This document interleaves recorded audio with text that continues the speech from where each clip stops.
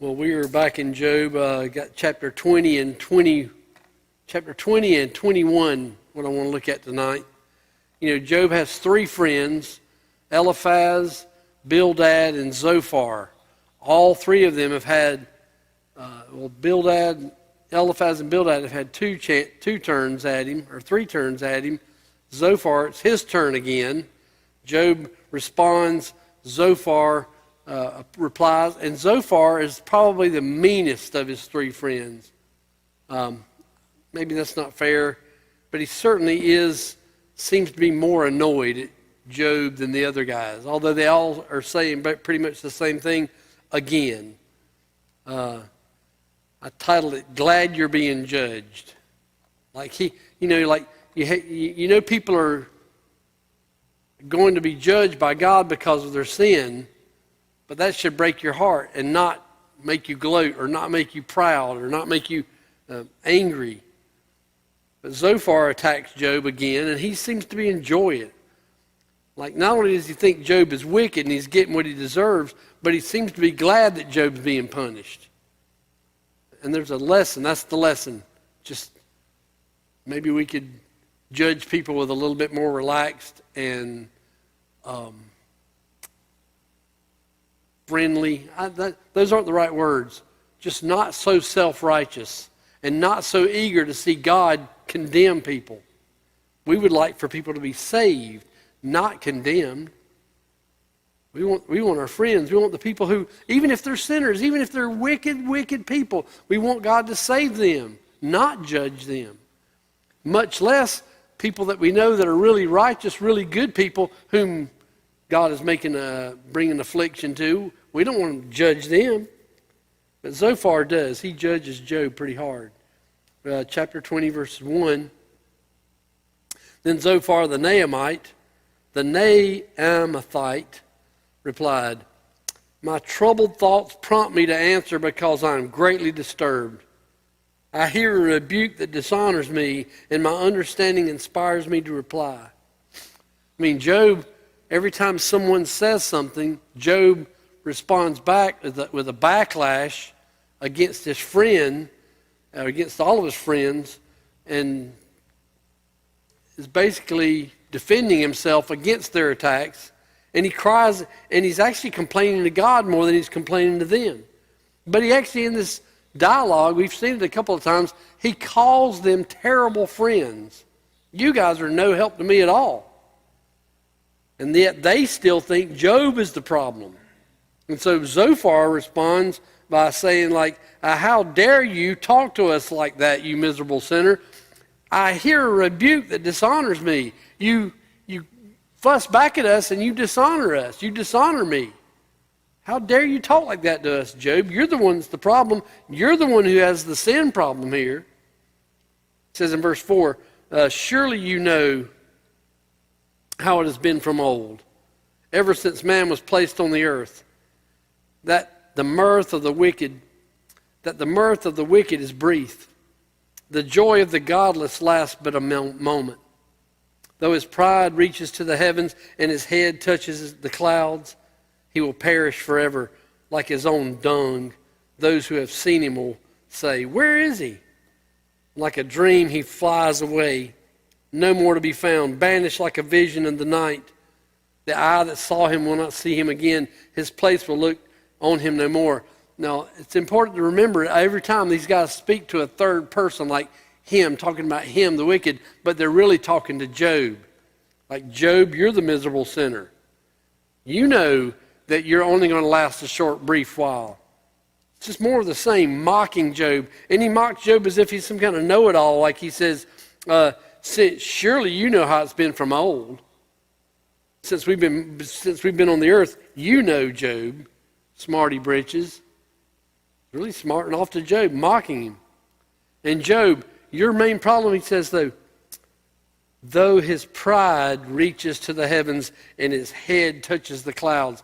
Talking about the wicked man, but he's talking about Job. Job, your main problem is your pride. You have pride before God. You have pride before man. You're way up in the clouds, Job. You know so much. But you won't last long. You'll soon be forgotten. You will be gone forever, and we're not even going to remember you. He says this in verse 10. His children must make amends to the poor. His own hands must give back his wealth. The youthful vigor that fills his bones will lie with him in the dust. Your kids, Job, even though they're gone, the wicked man's kids have to make amends to the poor people that the wicked man ripped off while he was alive. Job, you have ripped people off, and now your kids have got to pay them back. They got to repair all the damage you've done and all your illegal and immoral ways that you've treated them. And all your once youthful vigor, your once youthful strength and stamina and energy, it's just going to rot away. He's mad at Job. It says in verse 12, though evil is sweet in his mouth, and he hides it under his tongue, though he cannot bear to let it go and keeps it in his mouth. Like Job, not only are you wicked, you enjoy being wicked. You delight in evil, Job. Yet his food will turn sour in his stomach. It will become the venom of serpents within him. He will spit out the riches he swallowed. God will make his stomach vomit them up. He will suck the poison of serpents. The fangs of an adder will kill him. He will not enjoy the streams, the rivers flowing with honey and cream. What he toiled for, he must give back uneaten. He will not enjoy the profit from his trading, for he has oppressed the poor and left them destitute. He has seized houses he did not build. Look at what he's accusing Job of. Like they don't really know what Job did. They just came accusing him of stuff. We know that he's upright and blameless and fears the Lord and shuns evil. We already know that. They don't even know that. They've assumed things like, Job, you have mistreated the poor. You've abused the poor. You've illegally acquired their stuff. You've taken their homes. And Job, you must really love your sin. You keep ripping people off. You've ripped them off and you've loved it. A slave to sin. That's what he's calling Job. But you're not going to get away with it, Job. The consequences of your sin will come back to bite you. They're going to come back and get you. You will not enjoy it for long. All of your toil to get your stuff, to gain your wealth by ripping people off, it's going to be wasted. And it's because you've abused people. You've abused people, and especially the poor. You've abused them, and God's going to take care of you for that. Take care of you in a judging way. Verse 20, he says, verse 20 through 29, surely he will have no respite from his craving. He cannot save himself by his treasure. Nothing is left for him to devour. His prosperity will not endure. In the midst of his plenty, distress will overtake him. The full force of misery will come upon him. And when he has filled his belly, God will vent his burning anger against him and rain down his blows upon him. Though he flees from an iron weapon, a bronze-tipped arrow pierces him. He pulls it out of his back, the gleaming point out of his liver. Terrors will come over him. Total darkness lies in wait for his treasures. A fire unfanned will consume him and devour what is left in his tent. The heavens will expose his guilt. The earth will rise up against him. A flood will carry off his house, rushing waters on the day of God's wrath. Such is the fate God allots the wicked, the heritage appointed for them by God. He's talking to Job. You always have to take it. He's not talking in some generic wicked person. He's talking about Job. The suffering that you're feeling now, Job, what you're dealing with now is because God's wrath and God's judgment is on you. God's going to come after Job like a warrior. Oh, he says, rain down his blows. And though the wicked man flees an iron weapon, a bronze tip arrow will get him. God's coming after, hunting you down like a warrior, and he's not going to miss. You're going down, Job. And because you desire wickedness, the fate of the wicked belongs to you. You're guilty. I really don't know what the situation is. I mean, Job was there. His 3 friends came to comfort him. They are weeping. It's a sad scene, but then they all attack him, and then Zophar is going way overboard. You're going down, Job, and God's judging you because you have done horrible things. And it shows he's angry. Now, I do want to say this because you read what they say, and it's not always untrue. It's not necessarily that what he says is wrong. God will judge the wicked. God will bring judgment. The wicked will not survive. They will perish forever. And so if you know somebody who's wicked, you have to warn them. You have to be a Zophar, or you have to be a Eliphaz or a Bildad, and you have to warn them. God is going to get you for your evil, for your wickedness. But I think we need to be careful how we do it, not like Zophar did to Job, because I don't think he even cared about him. He wasn't caring, he wasn't loving. Although at that he was a friend, he wasn't being a very good friend, and he was only there to admonish him and warn him in a mean, ugly way. As David says the same thing in Psalm 11. You got to warn the wicked that they're going to be judged. The Lord examines the righteous, but the wicked and those who love violence his soul hates. On the wicked he will rain fiery coals and burning sulfur.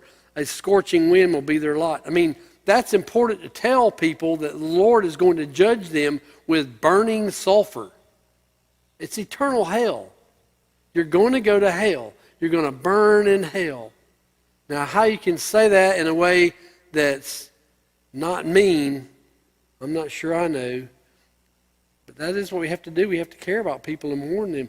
Luke 16:23, Jesus tells the story about this rich man and Lazarus. And the rich man had everything. Lazarus was poor, and they both died. Lazarus was in hell. It says, in hell, where in hell where the rich man was in torment. I think it's just we're afraid to say that anymore. It's like we know you're going to be judged, but we don't want to say you're going to be judged in eternal hell. And I don't think we want to hurt anybody's feelings or offend them. I don't. But you ever had that thought like, what would it be like to burn in hell forever? Does that not terrify you? Does that not bring horror to your soul? Please, Lord, if I think that's what's going to happen to me, the first thing that's coming out of my lips is, please, Lord, save me. Please have mercy on me. If you warn people about what's going to happen to them at God's judgment, when God judges them, that's what he uses to draw them to repentance. But it has to be done with love and compassion, not in self-righteous anger. And that's what Zophar is, just a self-righteous, angry man, because his friend insists that he's upright. His friend insists that he hasn't done anything, that God's just got it out for him. And Zophar's like, nope, God's got it out for you because you're a sinner. Very self-righteous. So we need to warn people, but not in self-righteous anger. But then Job replies. Job speaks back to Zophar. He says, listen carefully to my words. Let this be the consolation you give me. Bear with me while I speak, and after I have spoken, mock on. I know you guys aren't listening to me. I'm going to tell you what's going on, what I got to say. And when I'm finished, just make sure you listen, and then you can mock me some more after I'm finished. Because I need to tell you guys something, because I have to refute everything you said. It is true that the wicked will be punished. The wicked will be punished with everlasting torment. That's what the text of the Scriptures teach. Judgment's coming. God's wrath is going to be poured out on the wicked. They will be condemned to eternal hell. It's no way out of it. God will judge. But then Job says, but let me tell you something. I have seen things with my own eyes that don't fit that category in the temporal world. You're judging me as if what's happening to me right now is because I've done something evil, and because I'm wicked, I'm having a miserable life. But I've seen a lot of situations where that can't possibly be true. He says, verse 4, is my complaint directed to man? No, I've been complaining to God. This whole time, I'm complaining to God. God's the one doing this to me. I'm not complaining to man, I'm complaining to God. Why should I not be impatient? I'm over here in sores, and I've lost my whole family. I've lost all my wealth. I've lost everything. Why should I not complain?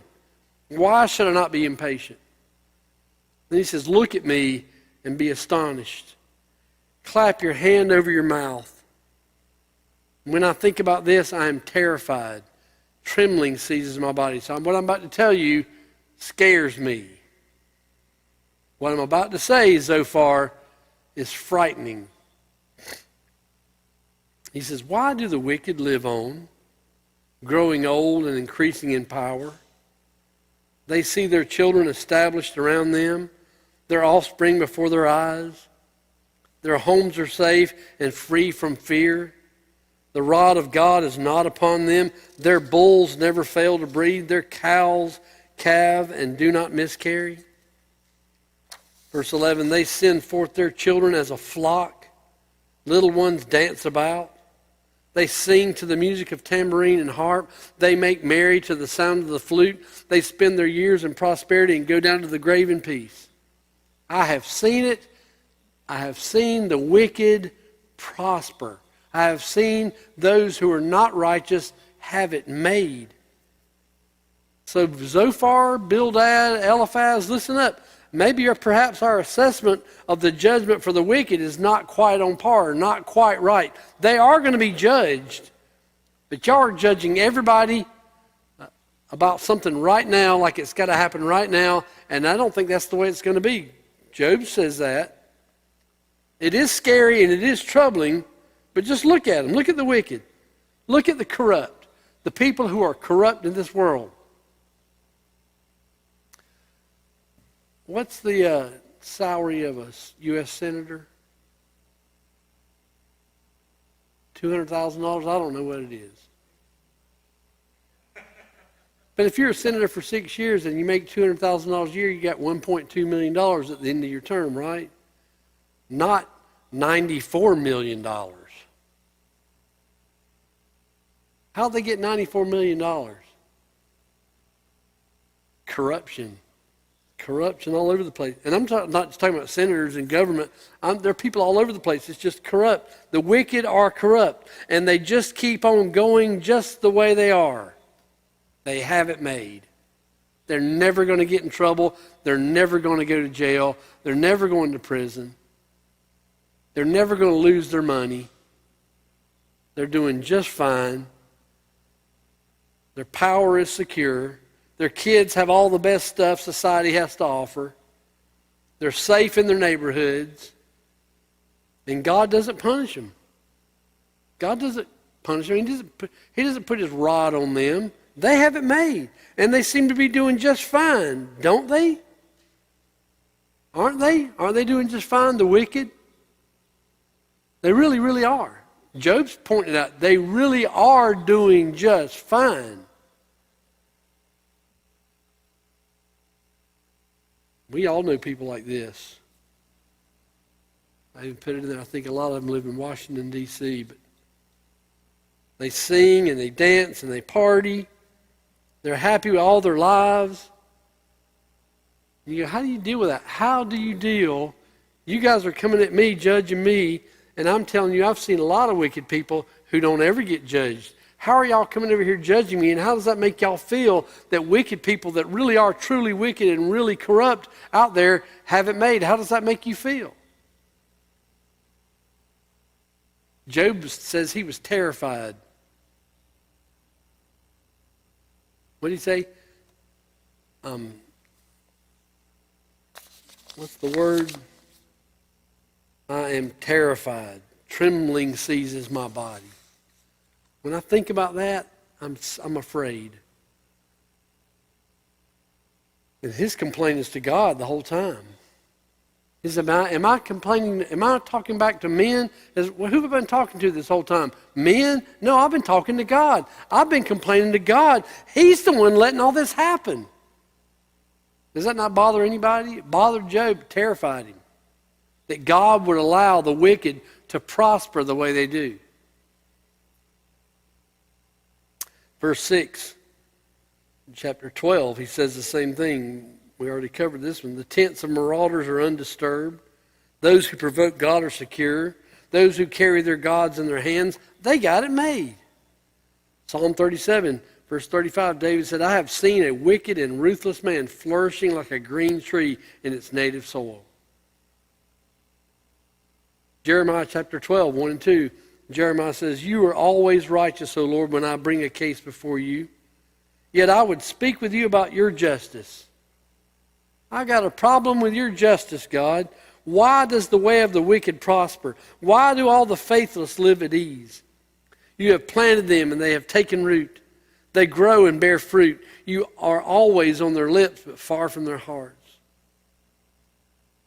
Same thing Job's saying. Zophar, you come fussing at me. Have you even thought about what really is the case? The wicked are prospering, yet I'm not. And then Job continues in verse 14. They say to God, leave us alone. We have no desire to know your ways. Who is the Almighty that we should serve him? What would we gain by praying to him? That's the way the ungodly think. Leave us alone. Don't tell us about Jesus. I don't want to hear about that. La, la, la, la. I don't even want to know his ways. But their prosperity is not in their own hands.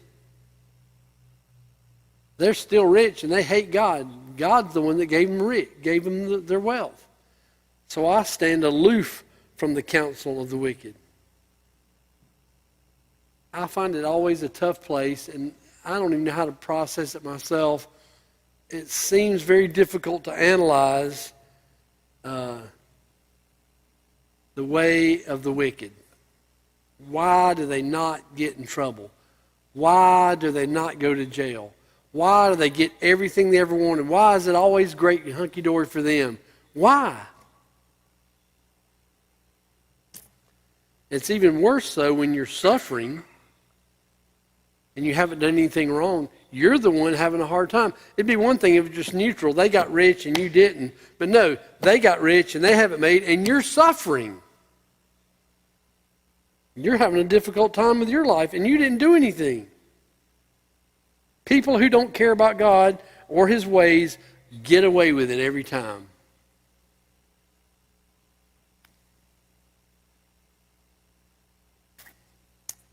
And you know the principles of judgment. That's what Job's feeling right now. And David, who wrote Psalm 37, verse 35, I've seen the wicked and ruthless man flourishing like a green tree in its native soil, wrote this at the very first line of that psalm: do not fret because of evil men, or be anxious of those who do wrong. Yeah, the evil men who are doing wrong get away with it, and they've got it made, but don't fret. Don't be bummed out about it. And I don't even think Job's friends ever thought about stuff like this. Yet they've seen it. It's common sense, and it's the experience of all of us here. The wicked have it made, and it makes us jealous of them, and we want what they have. And so we follow them and do their things. But Job continues, verse 17. Yet how often is the lamp of the wicked snuffed out? How often does calamity come upon them? The fate of God allots in his anger.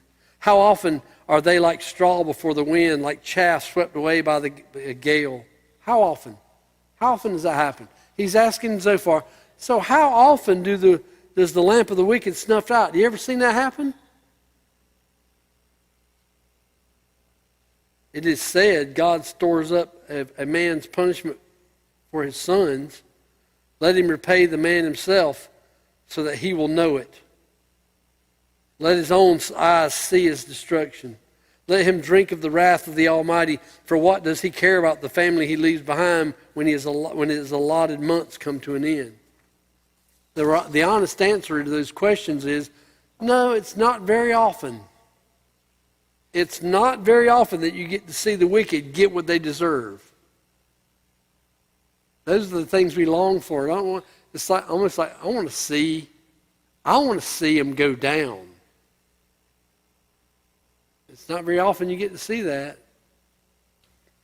And then you go, what deterrent to being evil is it if your kids have to pay for your sin? If God puts your judgment on the laps of your children and you don't care anymore, like, well, I don't care about my kids, they're going to have to deal with it. I'm out of here. At least I won't be around when that happens. No deterrent to stop being wicked. Who cares? How does your children, Zophar, how does my children paying for my sin motivate me to not be so sinful? It doesn't. Now, you might love your kids, maybe. But if I can get off scot-free, I don't even care about them. And he says in verse 22, can anyone teach knowledge to God since he judges even the highest? Talking about his friends. Do you guys think you're smart enough and wise enough and knowledgeable enough that you know more than God, that you can teach him stuff?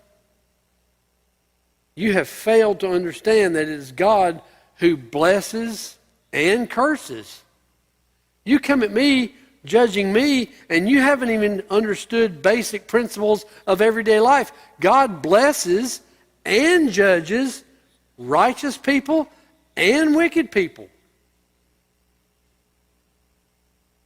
Y'all don't know what y'all are talking about. That's what he's saying. Y'all don't know what you're talking about. Can anyone teach knowledge to God since he judges even the highest? Do you guys think you're smart enough to figure out his ways? Y'all aren't. Y'all can't even see the reality of life at the wisdom of God by his own hand. And Job explains even more. One man dies in full vigor, verse 23, completely secure and at ease. His body well nourished, his bones rich with marrow. Another man dies in bitterness of soul, never having enjoyed anything good. Side by side they lie in the dust, and worms cover them both. You want to know what the reality is to all your righteous, self-righteous judgment of me? One dude has it made. He's had it made his whole life, never had a bad day ever, enjoyed everything that he could possibly enjoy, full vigor, complete security, well-nourished. He dies. And then the next guy, next door neighbor, dies the same day, but he has bitterness of soul. He's never enjoyed anything good. They're both in the ground dead. There's your judgment. The same thing happens to everyone. They're all going to die. It's just that the circumstances are different. Some have it made and some don't. So Job's complaining to his friends, verse 27, I know full well what you're thinking, the schemes by which you would wrong me. You say, where now is the great man's house, the tents where the wicked men lived? Have you never questioned those who travel? Have you paid no regard to their accounts? That the evil man is spared from day of calamity, that he is delivered from the day of wrath? Who denounces his conduct to his face? Who repays him for what he's done? He is carried to the grave, and watch is kept over his tomb. The soil of the valley is sweet to him. All men follow after him, and a countless throng goes before him. So he's saying, haven't y'all ever studied this, Zophar? Zophar, have you never studied that the prosperous, the wicked prosper, and They die, of course, but they bury him in a nice plot, give him an honorable funeral. Everyone's there and they say nice eulogies for him and they want to be just like him. So how can you console me with your nonsense? Nothing is left of your answers but falsehood. Seriously, guys. Seriously, the wicked often succeed and come out on top of this life, and then when it's over, they get all kinds of honor and memorials. It does not work always the way Job's friends think it works. Or at least the way Job's friends think it's going to work in Job's case. The great men, they don't struggle in this life, yet Job is. It doesn't make any sense. Does it make any sense? It doesn't make sense. And it never will make sense. That's one of the remarkable lessons of the book of Job. Nothing makes any sense. Like I said in the first lesson, Job suffers and we never know why. God never even tells us why. All we know is that he was bragging to Satan. Hey, look at my man Job.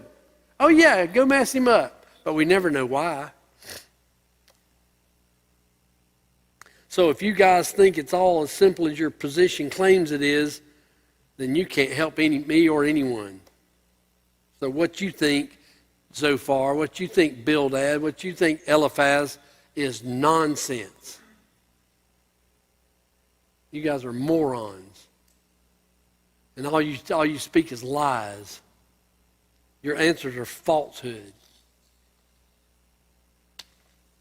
That's all we got for tonight. We'll pick up some more next time. We got a ways to go. We're about halfway through. 42 chapters, right? You just did 21. That's halfway through? Yeah. We'll get there. Let's pray. Father, we love you. We do thank you that you've been merciful to us to let us hear your word tonight, to come together in fellowship, just study what you have inspired, and gain some insight and glean some lessons that we may live according to your word and please you with our lives.